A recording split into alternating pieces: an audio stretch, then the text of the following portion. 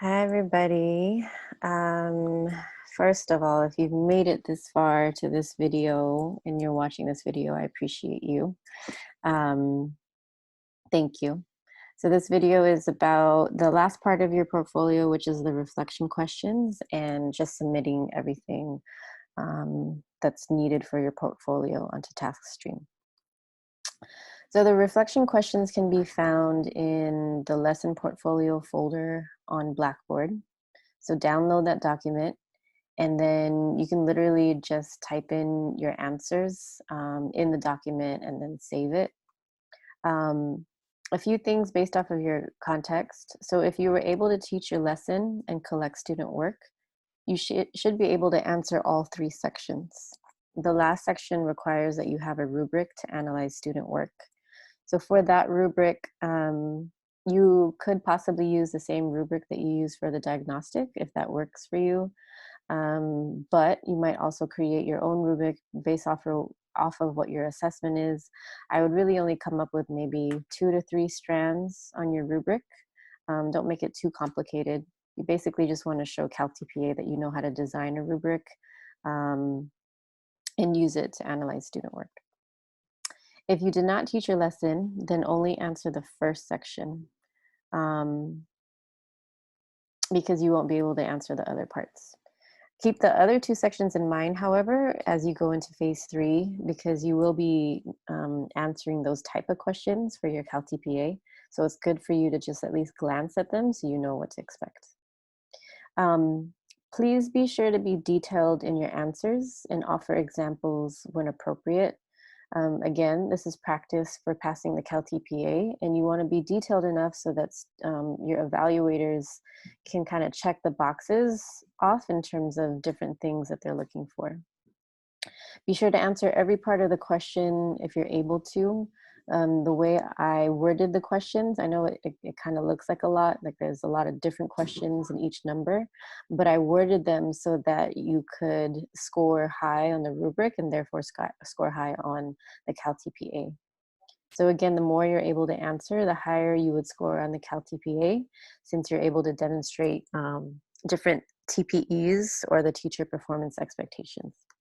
So for example, right, the 3 sections of your reflection questions, the first section is just about the lesson and how you designed it. So there's questions about objectives, your ELD standards, your literacy objectives.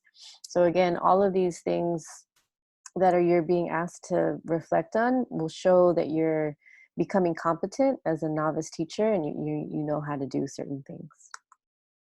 The second part is the instruction reflection. This is how you taught it. So it mainly focuses on informal assessment, like how are you noticing what was coming up as you were teaching the lesson?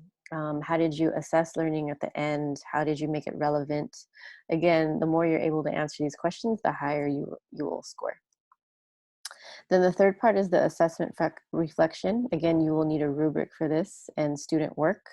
So you're basically going to analyze how did students do on that assignment that you collected? How are you using a rubric to grade it? And then what are your next steps? I would say really focus in on the next steps for teaching. CalTPA really wants to see that you're thinking about what students were able to learn, and then how do you push their learning even more? What are specific activities that you would offer after this lesson if you were to continue teaching them? So pretty much your next steps are, again, download, oops, that's a typo, download the reflection questions in Blackboard. Use the document to answer the reflection questions based off of how much you were able to do. So remember, some of you will be able to answer all 3 sections, some of you will not. If you want to see more examples, go back to the portfolio examples folder. When you open them, you'll see how they answer the reflection questions, and you will also be able to see the rubrics that they used to analyze student work. Compile all the materials to the left that I'm going to show you in a second into one PDF.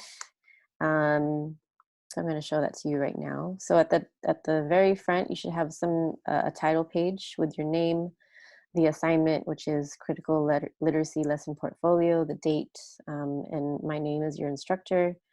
Have a clean copy of the survey that you gave to students. Remember, you don't need to show me anything that the students filled out, just the clean copy of it, the clean copy of the diagnostic. Your summary reflection of survey data and diagnostic data. So that's the teaching context summary that you wrote earlier. Your actual lesson plan, whatever template that you used. Show me a clean copy of the rubric that you used for the formal assessment, if you were able to make one. And then end with the answer to your reflection questions. So again, put it all into a PDF, post it onto TaskStream. The deadline is Thursday, May 14th, right before midnight. And then again, I just want to emphasize, remember to just do what you can based off of what you were able to do. And then whatever you were able to do, submit that by the deadline and you'll be good to go for this class. Okay? Thank you. I appreciate you all.